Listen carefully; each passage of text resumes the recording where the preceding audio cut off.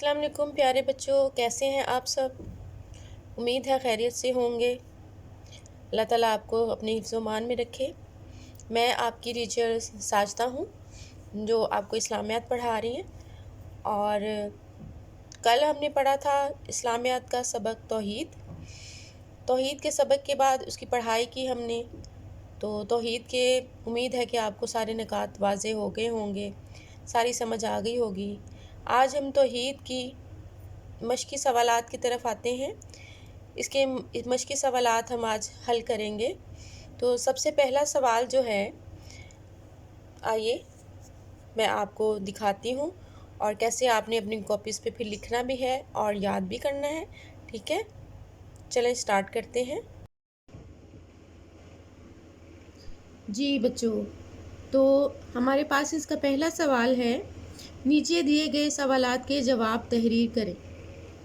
तो इसका अलिफ हिस्सा है तौहीद का मतलब क्या है, बे है अल्लाह ताला पर ईमान लाने से क्या मुराद है, जीम है सूरत अखलास में अल्लाह ताला की कौन सी सिफ़ात बयान की गई हैं, और दाल है शिर्क क्या है। तो आइए मैं अब डिटेल से यानी तफसील के साथ आपको इनके जवाबात देती हूँ और आपने अपनी कॉपी पे उसको वैसे ही लिखना है जैसे मैंने लिखा है। ठीक है, तो चलें शुरू करते हैं। जी तो बच्चों शुरू करते हैं। पहला सवाल क्या था, तौहीद से क्या मुराद है।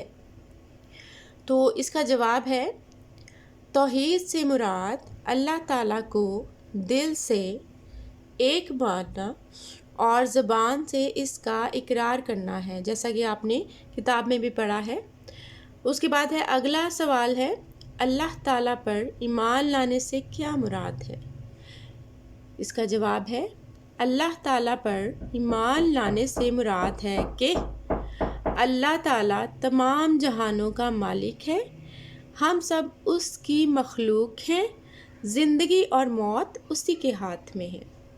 उसके बाद तीसरा सवाल है हमारा, सूरत अखलास में अल्लाह ताला की कौन सी सिफ़ात बयान की गई हैं। तो इसका जवाब है, सूरत अखलास में अल्लाह ताला की दर्जल सिफ़ात बयान की गई हैं कि अल्लाह एक है, अल्लाह बेनियाज है, ना उसकी कोई औलाद है और ना वो किसी की औलाद है, कोई इसकी बराबरी नहीं कर सकता।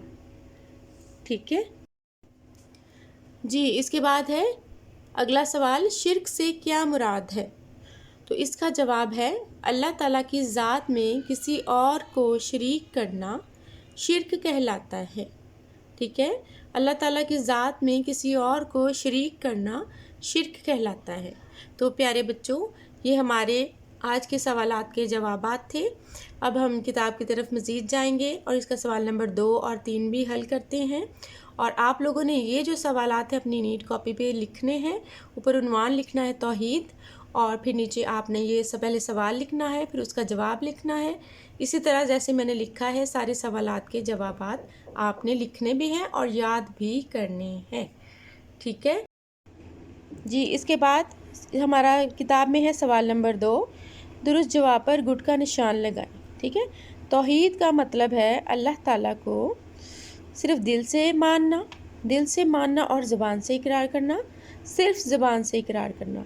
तो दरमियान वाला दुरुस्त है, तो उस पर हमने टिक कर दिया है। ठीक है, दिल से मानना और ज़बान से इकरार करना।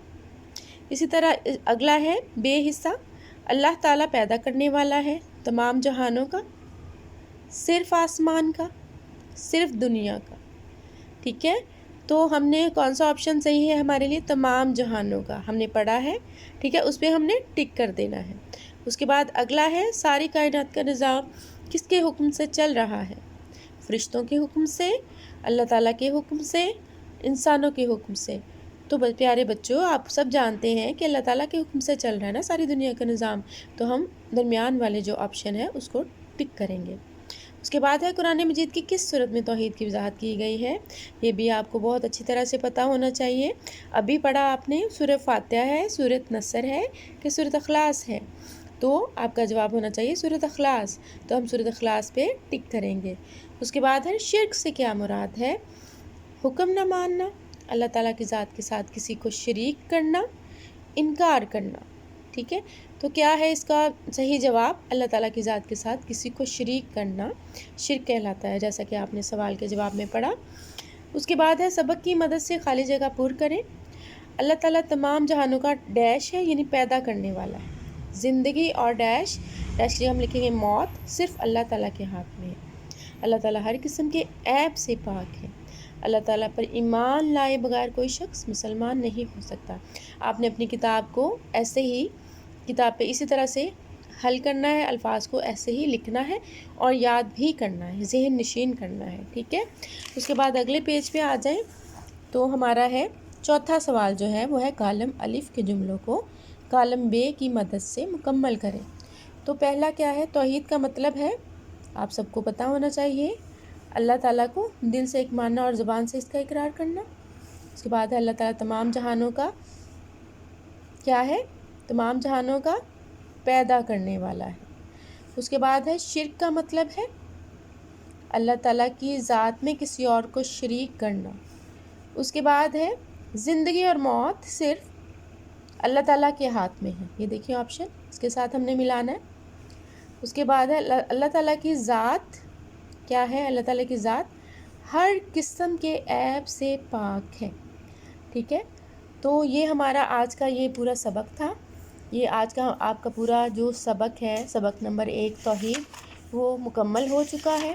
آپ لوگوں نے اس کو یاد بھی کرنا ہے، اس کے سوالات کے جوابات کو صحیح طریقے سے یاد کرنا ہے، پڑھائی بھی کرنی ہے، اور اس کا جو یہ معروضی سوالات ہیں وہ بھی آپ لوگوں نے مکمل کرنے ہیں، ٹھیک ہے۔ اپنا بہت خیال رکھیے گا اور دعاؤں میں یاد رکھیے گا بچوں۔ اللہ تعالیٰ آپ سب کو اور ہم کو اپنے حفظ و امان میں رکھے۔